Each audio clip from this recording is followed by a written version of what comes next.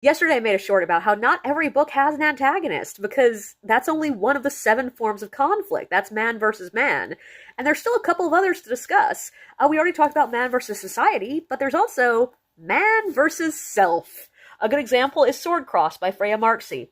Man versus Self is all about, getting over your own shit. Characters that have to deal with internal conflict.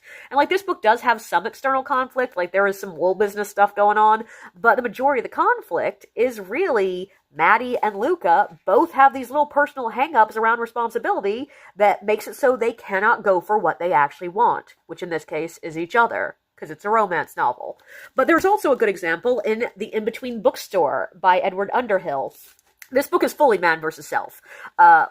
The conflict is dealing with your own personal hangups, and our main character literally gets to argue with his younger self, which is like the most man versus self thing ever. But also, just even the arguing with your younger self is about getting over the trauma and the difficulties of your past so that you can live your full life in the future. And that's man versus self. But another form of conflict is man versus nature. A good example is The River of Teeth by Sarah Gailey. And yeah, there is a villain here, there is something that they're trying to accomplish, but a lot of it is them just trying to survive what nature throws at them, which in this book is mad eating hippos. Another great example is The Fifth Season by N.K. Jemisin.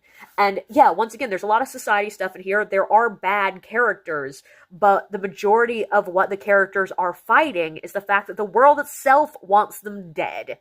And that's sort of what man versus nature is about. Come back tomorrow and I'll tell you more about the different forms of conflict.